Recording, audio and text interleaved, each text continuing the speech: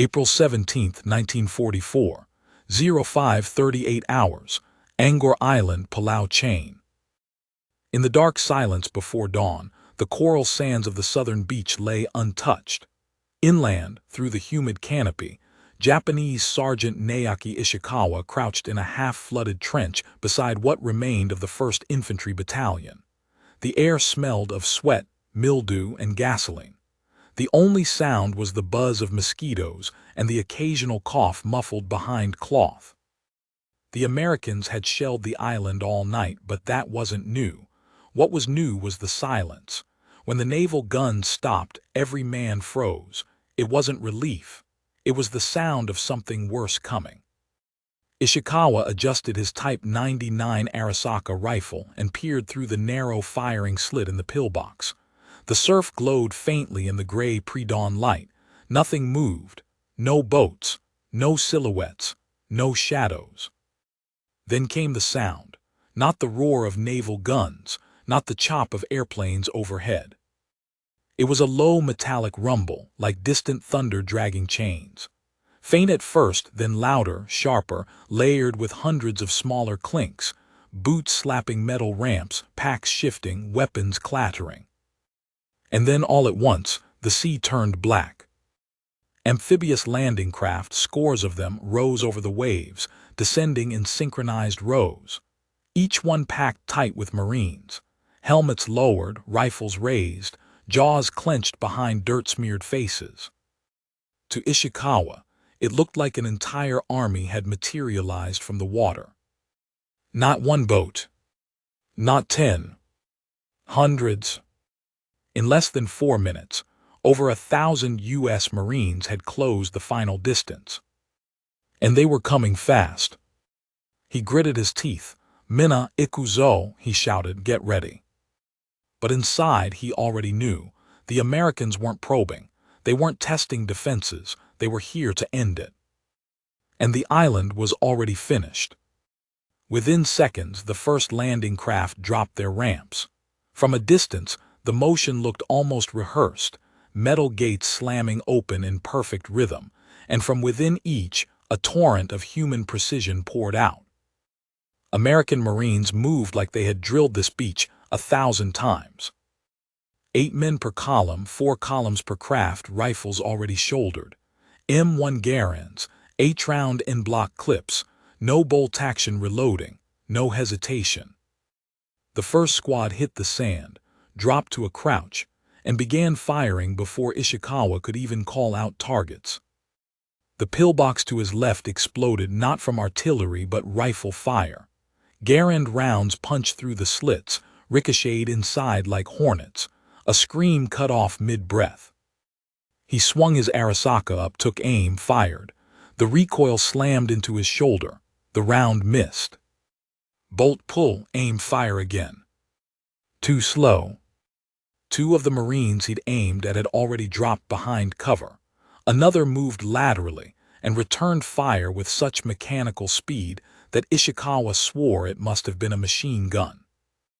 It was just a semi-automatic rifle in trained hands. By minute 7 of the landing, Marines had already breached the first line of tank traps. They weren't waiting for clean targets.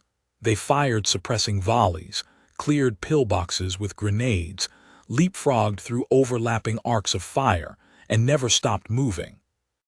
The Japanese had dug into the island for 3 months. The Marines had landed in 7 minutes. And they were everywhere.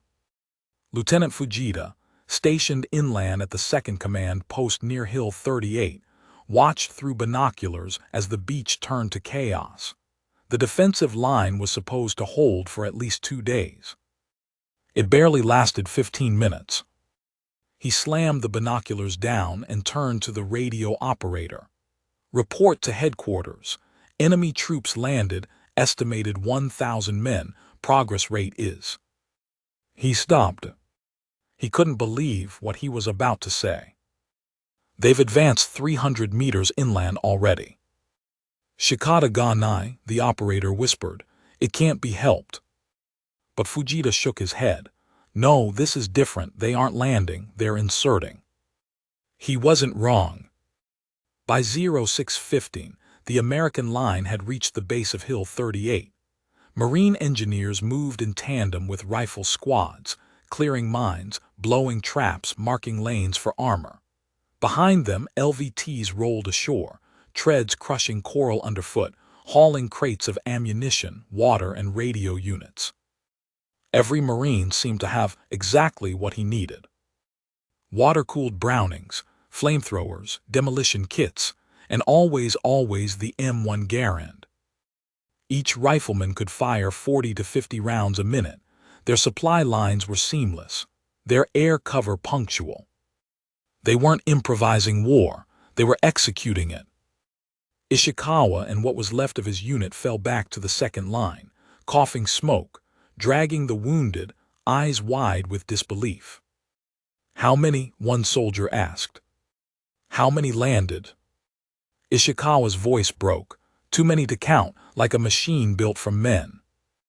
They heard the Garands before they saw them again.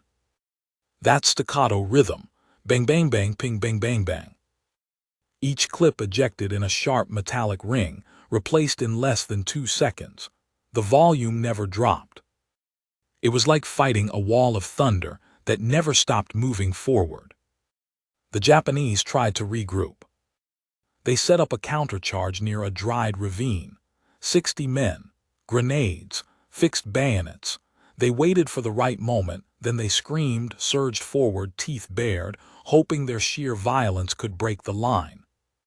But the line didn't break. The Garands cut the charge apart before it closed half the distance. By the time the last bayonet touched American flesh, only 5 Japanese soldiers were still standing. The rest lay still in the mud, rifles clenched in dead hands. Hours passed. The Americans didn't stop. They fanned out with uncanny coordination, securing ridge lines, silencing machine gun nests with satchel charges, coordinating with naval gunfire in real time. The Japanese defenders had the advantage of terrain. They had months of preparation. They had courage. But they were outpaced in every direction. Their riflemen were using weapons designed before the Great War. Their communication was crippled the moment the command post took a direct hit. Their reinforcements couldn't cross the jungle in time. Meanwhile, the Americans moved like water, like doctrine turned to muscle. Ishikawa fell back again, his knees soaked in blood, his lungs burning. He had fired his last Arasaka round an hour ago. He now held a bayonet in one hand and a broken radio in the other. He ducked behind a tree and saw something he'd never seen before. A line of Garand-wielding Marines, advancing through the jungle without cover, because they didn't need it. They were firing, reloading, firing again, faster than he could track. They were still landing reinforcements from the sea, even now. There was no pause, no delay. The first wave had been 1,000 men. By nightfall, it would be 3 times that. He dropped his bayonet. And for the first time in the war, he whispered to himself something no Japanese soldier was ever supposed to think. "This island, it's already gone." The trees had stopped swaying from the wind. Now they moved with the concussion of grenades. Dirt leapt into the air with every blast. Leaves fluttered like dying birds through thick smoke. And behind it all, the voices, short commands, clipped radio bursts, fire team shouts, rolled forward like a tide that would not turn back. Sergeant Naoki Ishikawa couldn't hear his own breath anymore. He had pulled 3 survivors into a crumbled mortar position after their second retreat. They were soaked in blood, some theirs, most not. One of them, Private Harada, still clutched his helmet like it was a prayer bead. The rest just stared at nothing. They'd lost all communications. The command bunker was buried under an American barrage hours ago. Their map was gone, their radio cracked in half, their supply line cut. The only orders they had were the ones the island's silence screamed: survive. But survival didn't mean escape. It meant fighting with the last bullet, the last blade, the last fingernail. Until the Americans reached you. until the thunder of Garand's rolled into your ribcage and left you crawling. They had underestimated the Marines, again. Ishikawa had fought at Tarawa. He'd seen the ocean turn red. He'd seen Americans die in waves, confused, hesitant, bogged down in the reef. They had bled for every inch. But this was different. There was no hesitation now, no clumsy landings, no confusion. These Marines moved like a machine, every rifle squad backed by engineers, every platoon in sync. Fire teams rotated forward and back like clockwork. He watched one team, just 4 men, sweep through a trench system his battalion had spent weeks reinforcing. They advanced under fire, paused, split, flanked, and cleared it in under 90 seconds. No air cover, no armor, just rifles and timing. And when one Marine's Garand pinged empty, another covered without being told. The fire never stopped. He'd never seen anything like it. By late afternoon, the southern jungle was gone. Napalm had turned the thickets into walls of ash. American flamethrower units followed the riflemen, clearing foxholes with terrifying precision. It wasn't just warfare, it was choreography. Tanaka, now pulling command from a secondary ridge bunker, scribbled orders with a trembling hand. His fingers couldn't hold the pencil straight. His palms were raw from gripping the map table. "We need to cut them off from the northern ridge," he said aloud, voice hoarse. "Counterstrike at 600. Regroup with what's left of the 3rd Company."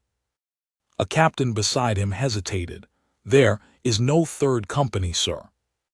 Tanaka looked up. The man didn't need to say it again. 3 hours ago, the 3rd Company had moved to reinforce the cliffs near the fuel depot. They never made it. Not one man had returned. Down below, Private First Class Caruso adjusted his sling and moved with his squad through what was left of the hill's outer defenses. His boots crunched over spent Arasaka casings and shattered helmets. He felt the heat of the burned bunkers radiating through his uniform. The jungle canopy was gone. It felt like walking through a different world. He didn't feel like a hero. None of them did. They weren't waving flags. They weren't thinking about glory. They were thinking about how fast they were moving. "Clear left," someone shouted. "Contact front 2. 2 shots, 2 bodies. The Marines didn't even pause. The Garands worked like levers of death, trigger, recoil, clip, ping, reload again. Their formation was always forward. Caruso reloaded without looking. His fingers knew every motion. He couldn't remember the last time he had to pause during a fight. No one did. The Japanese fallback crumbled. It wasn't a retreat, it was erosion. One position at a time. One trench at a time. Every time they tried to establish a defense line, the Americans cracked it before the 3rd clip was fired. They weren't outrun, they were outmaneuvered. They weren't overpowered, they were outnumbered. And not just in men, in bullets. A Garand rifleman carried more firepower per minute than 2 Arasaka soldiers. Their ammo supply was constant, floating in by boat and chopper. Every Marine had enough rounds to keep shooting until sundown. And they did. By nightfall, the ridgeline itself began to shake. American mortars zeroed in with terrifying speed. Bunkers that had once been buried deep into coral were now outlined by the fire licking through their cracks. Tanaka sat alone in what had once been his headquarters. The radio had gone silent 2 hours ago. His field glasses were cracked. His uniform was covered in soot and dried blood. But he was still alive. He stepped out of the bunker and saw the sky glowing orange to the west. That wasn't the sun, it was the fuel depot. They'd reached it already. In the shattered ruins of the southern beach, Ishikawa limped through what was left of his trench line.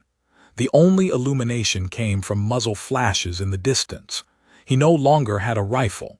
He carried a Type 14 pistol, 2 rounds left. He stopped and looked back. A crater had swallowed the place where his squad used to be. He couldn't even remember who had died first. Ahead he saw movement. American silhouettes, dozens of them, shoulder to shoulder, clearing the last patch of jungle. One paused, raised his Garand. Ishikawa held up the pistol, but didn't fire. There was no point. The Garand cracked once. The pistol fell from his hand. At dawn, the Americans planted a makeshift radio antenna into the ridge. A flag followed, not a ceremonial one, just canvas, faded and stained, passed through too many hands.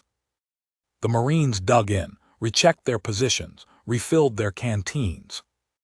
No cheers, no celebrations. Just silence. Caruso sat against a tree, cleaning his rifle again. Not because it needed cleaning, just because he wasn't used to sitting still. His squad leader walked past and muttered, "Took less than a day." Caruso looked up. "We dropped 1,000 men in 15 minutes. We were halfway across the island in 3 hours." Neither of them smiled, they just understood. This was no longer the kind of war where time measured anything. It was the weight of what they carried. Buried beneath the northern ridge, Tanaka opened a notebook and wrote with shaking hands. "This is not about courage anymore. We have always had that, but the Americans now fight with something different. They bring numbers we cannot count, rifles we cannot match, coordination we cannot unravel. They arrive from the sea not as soldiers but as the future itself, and that future cannot be stopped." He stopped writing. He folded the page. And waited. Because the next wave was already on its way. And they would be carrying Garands. The ridge burned for 3 days. After the Marines took the southern beachhead, the American offensive did not slow. It surged. Bulldozers pushed through coral in the rain. Engineers carved new routes through jungle while combat patrols fanned out in diamond formation, rifles at the ready. Radio calls were constant, clean, decisive, forward observers marking targets, mortar crews adjusting fire, units calling in suppressive bursts with uncanny timing. The jungle had time to recover from the last barrage when the next one came. Sergeant Naoki Ishikawa hadn't slept in over 48 hours. His legs trembled beneath him. His uniform had dried stiff with blood, some of it his own, most of it not. His company was no longer a company. 11 men. That was all he had left. 11 ghosts dragging themselves deeper into the island's volcanic interior. They didn't speak anymore. There were no more orders, not really. They moved from instinct, from the memory of discipline. They moved to not die. Ishikawa had fought for 5 years. China, New Guinea, now this. He had seen Marines fight before, seen them wounded, confused, pinned down, but this was not that. The Marines here fought like they were already in control, like they were on a schedule, like they had already taken the island and were just moving through the steppes. That's what haunted him most. From the west, tanks landed. Not big ones, just enough to bring dread. The M4 Shermans crawled ashore behind wave after wave of riflemen. They didn't rush. They didn't need to. Infantry cleared the path, engineers blew through anti-tank traps, and the tanks rolled forward like slow, indifferent gods. Ishikawa watched one from a cliff's edge. Its turret turned with cold patience. It didn't fire at the ridgeline. It didn't have to. The Garands did that. Dozens of Marines moved ahead of it, leapfrogging through cover, rifles crackling in perfect intervals. His Arasaka now felt like a musket. Even when he hit something, when he squeezed the trigger and saw a Marine fall, there was no satisfaction. The formation didn't slow. The fire didn't waver. For every man he killed, 10 others moved in. Below him, the jungle floor turned to mud as the third wave advanced. They had names and numbers, but none of the Japanese knew them. They just called them what they saw: first wave, second wave, third wave. But this one wasn't just more men, it was everything else. Heavy machine gun teams moved in pairs, their belts slung over shoulders, the barrels gleaming under the leaves. Bar gunners took overwatch positions and opened fire before the Japanese even exposed themselves. Field radios crackled with orders. One squad advanced while another covered. Then the roles flipped, over and over again. Even wounded Marines didn't stay down long. Medics came in behind, fast, trained, bandaging and injecting morphine while the fight raged on. Every American moved like he belonged in that jungle, like this war belonged to him. Major Tanaka still refused to retreat. He had holed up in the deepest part of the command network, a limestone cavern that ran beneath the island's volcanic spine. They called it the Iron Womb. He had refused evacuation, refused to admit this was over.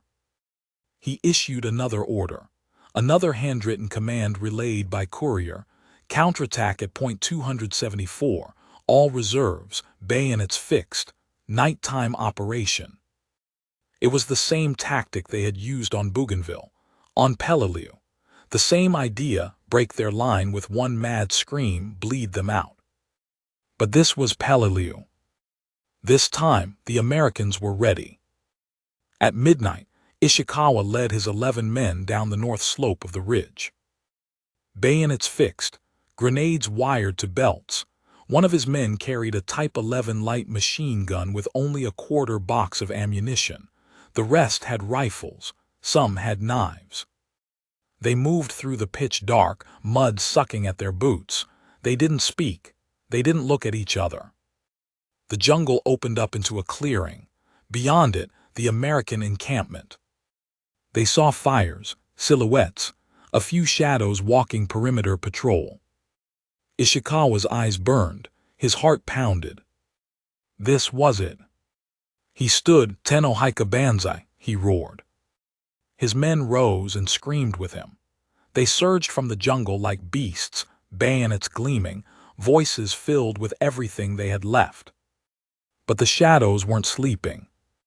The moment the first foot hit the clearing, the Garans opened up. They didn't shout, they didn't panic. They just fired. Crack, crack, crack. The Japanese line folded mid-charge. No flares, no time for hand-to-hand, no hesitation. By the time Ishikawa reached the halfway point, 7 of his men were down. One lunged with a bayonet and was shot twice before he could stab. Ishikawa kept running. He didn't know why. He wasn't thinking. His body moved forward and that's all it did. Then he felt it, the hammer of a bullet punching into his side. He staggered, another crack through his leg, he fell. The jungle tilted, the clearing spun. And he heard it again, that sound, the rhythm of Garans, the sound that meant you weren't getting back up. The counterattack failed, of course it did. At dawn, the clearing was quiet. American corpsmen dragged 2 wounded Japanese into a makeshift perimeter for treatment. The rest were dead. A Marine lit a cigarette, standing over a blood-soaked patch of mud, and muttered, "They keep coming. We keep mowing 'em down." His buddy wiped grime from his rifle. "It's the rifles, man. They don't even get close." The first Marine nodded. He didn't smile. There was no pride in the killing, just fact. "They're still fighting like it's 1939, but we got future rifles in our hands." Another Marine nearby chambered a new clip and added, "We don't stop shooting, and they don't stop dying." By day 4, the northern ridge collapsed. No fanfare, no final battle. It just crumbled. The Marines advanced another 2 kilometers inland, took the observation towers, and flanked the remaining pockets of resistance. Napalm cleared the last bunkers. The island's command post fell not with a final stand, but with silence. Tanaka was found slumped in the Iron Womb. He had written his final order on the back of a torn operations map. The writing was smudged, but legible. "We were not defeated by spirit. We were defeated by pace. They move faster, they shoot faster, they replace faster, and no man's courage can outrun that forever." The last holdouts didn't surrender, they just stopped shooting. Some crawled into caves, hoping to die before they were found. Some wandered into the jungle until thirst took them. Some stayed hidden long after the war had ended. Because they didn't believe it could end, not like this. Not with just rifles. But it had. 1 week later, a photographer followed a Marine squad through the western cliffs.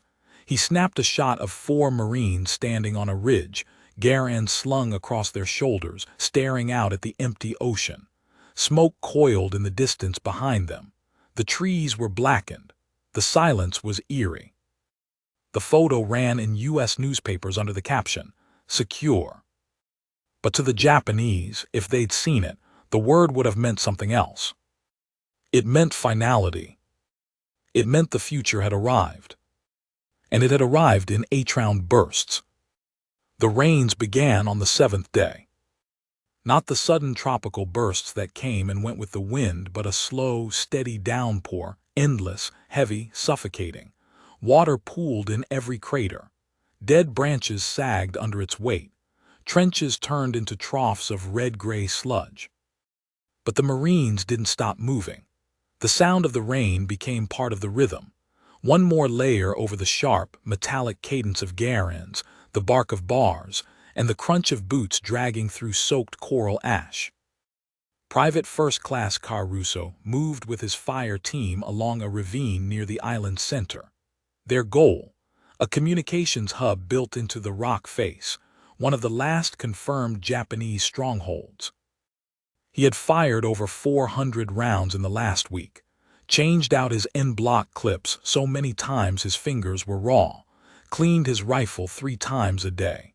But the thing still worked like the day it was issued. That rifle, the M1 Garand, had become more than steel and walnut. It was his shield, his sword, his only constant. He didn't think about surviving anymore. He thought about maintaining the rhythm.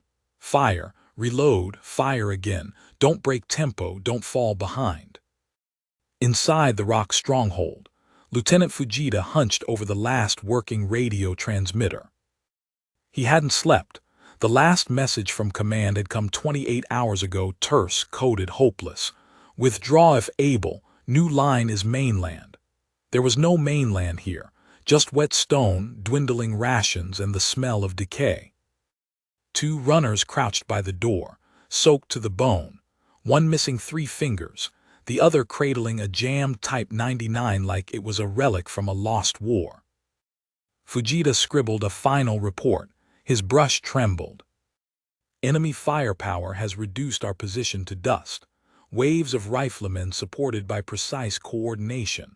Rifles capable of delivering endless suppression. Units function like muscle groups, no gaps, no hesitation. Impossible to match with current arms. Expect final collapse within 24 hours. He handed it to the radio operator. The man didn't even ask if they were evacuating. He just tapped the Morse key. The signal went out, a heartbeat in the dark. When the Americans breached the cave entrance at 03:12, it wasn't with grenades or flamethrowers. It was with silence. They didn't rush, they didn't shout. They entered in a 4-man wedge, each covering a different arc. Caruso was second in line. As his boots touched the first step into the darkness, he felt the shift in the air, cool, wet, stale, like walking into the lungs of the island. He heard the Garand behind him click into the ready.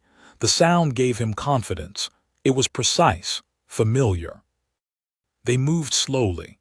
The walls narrowed. A tunnel forked left and the first Marine broke off to cover it. Then they heard it, a whisper in Japanese, maybe a prayer. Then a movement. Caruso saw the glint of steel, someone in uniform lunging from behind a crate, blade raised in desperation. One shot, center mass. The Garand kicked against his shoulder, barked once, echoed loud enough to shake dust from the ceiling. The figure dropped. Nothing else moved.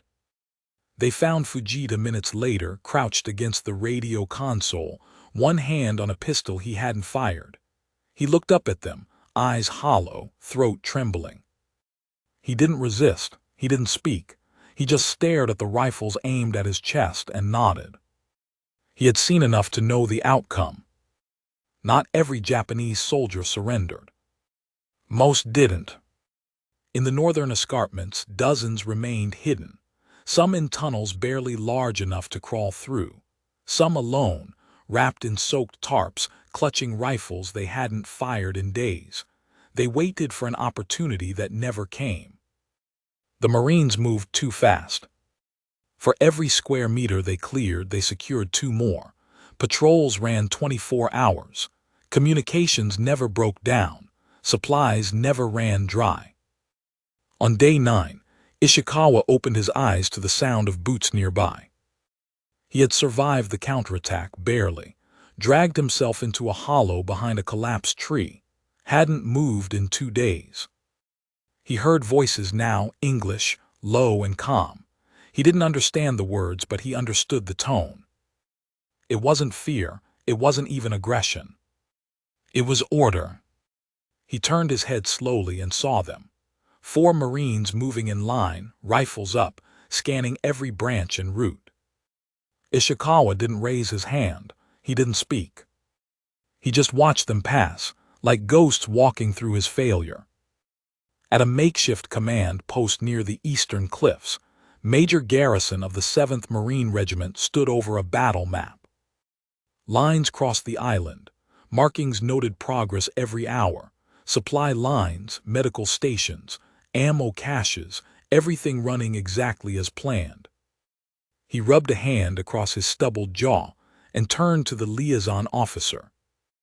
"Give me numbers." Initial landing, 1,250 men ashore in 10 minutes. 2 days in, we had 3,400. As of this morning, 7,800 on island. Casualties remain under 400. Resistance thinning. We estimate total enemy strength started at 2,000. Less than 200 now unaccounted for. Most presumed KIA. Garrison nodded. And ours? Minimal, cleanest landing since Roy Namur. We broke their back in the first hour. He exhaled slowly, because we didn't stop moving. And they didn't. The final pocket was cleared at dusk on the 11th day. No fanfare, no flag raising, just another Garin echo rolling across the ridge, followed by silence. The jungle had stopped fighting. The island was finished. After-action reports spoke of unprecedented efficiency. Naval commanders wrote that coordination between rifle teams, armor, and support units operated at an industrial pace. Combat engineers noted that enemy morale broke not from overwhelming force, but from overwhelming tempo. One Japanese journal, recovered from a buried officer's satchel, contained a final entry written in pencil on blood-spotted paper. "We are not outfought, we are out-timed. They are already there before we move. Their rifles do not rest. Their units do not hesitate. They are not like us. They are not even like our idea of the Americans. They are something new." A week later, Caruso sat in the troopship mess hall, staring at his cooling coffee. The rifle was in a rack behind him, cleaned, oiled, already marked for reissue. A corporal sat across from him. "You hear about the next one?" Caruso nodded. Another island, another ridge, another 1,000-man landing in less than 10 minutes. Same rifles, same plan. The war wasn't over, but the rhythm of it was now set. And it marched to the sound of 8-round clips. They never found Lieutenant Fujita's body. The last anyone saw of him, he had disappeared into the far side of the northern ridge with a single pistol, 2 canteens, and a journal. His men had begged him to stay in the command post, to surrender, to send a final message to Tokyo. But Fujita had only said one thing before he vanished. This island was dead the moment they landed. And he had been right. What few stragglers remained were either unconscious in cave mouths or had buried themselves so deep in the terrain that only time or starvation could flush them out. The jungle itself seemed to recognize the shift. Birds returned. The air changed. Fires died. And the Garans finally fell silent. Not because they ran out of ammunition, but because there was no one left to shoot. Major Tanaka had lived.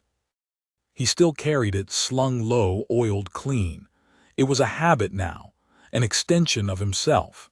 He kept checking the chamber, reflexively popping out the clip and slamming it back in. He wasn't paranoid, he just didn't trust silence. He stood near the edge of a ravine, watching a group of Japanese prisoners being led toward the beach for extraction. Most were injured, some were barely conscious. None resisted. He recognized one of them, the officer they'd pulled from the ridge, Tanaka. The man moved slowly but with some dignity. His face was calm. Maybe it was surrender, maybe it was something deeper. Caruso didn't know. But he watched him until the man disappeared into the haze of the shoreline. A week passed. Rain came and went. The jungle slowly began to close in around the craters. Vines pushed through barbed wire. Flies reclaimed the bunkers. And every Marine on the island waited for orders, shipments, rotation schedules. But something else filled the air now. Not dread, not tension. Finality. They had landed in minutes. Taken the island in hours. And in doing so, proven something the Japanese high command had never believed. That an army didn't need to be larger, just faster. That firepower didn't need to be bigger, just better placed. That a rifle in the right hands could conquer not just men, but strategy itself. Far away in Tokyo, in a silent room 3 floors beneath the Imperial General Staff offices, a colonel slid a manila folder onto a polished desk. Inside were translated reports. Post-action Marine field reports. After-battle analysis from captured Japanese officers. Technical breakdowns of the M1 Garan's fire rate, maintenance record, and battlefield impact. The heading on the cover sheet read simply, Operational Consequences of Semi-Automatic Rifle Deployment in Mass Amphibious Doctrine. The senior officer did not speak for a long time. Then he lifted the sheet. Below it, highlighted in red, was a single sentence from a captured Japanese commander. They arrived from the sea like the tide, and every man brought 8 shots of death with him, again and again, without pause. The surrender would not come for another year. But it had already begun. Not with Hiroshima. Not with Nagasaki. But here, on this unnamed rock in the sea, where 1,000 Marines landed in minutes, and an entire doctrine collapsed before noon. On the 30th day, as the sun rose behind the now pacified ridge, Caruso cleaned his Garand one last time. He worked slowly, methodically. When he was finished, he slung it over his shoulder and turned toward the sea. He didn't know the name of the man he'd shot in the clearing, or the ones he'd missed. He only knew that when he had arrived, the island belonged to them. And when he left, it belonged to silence.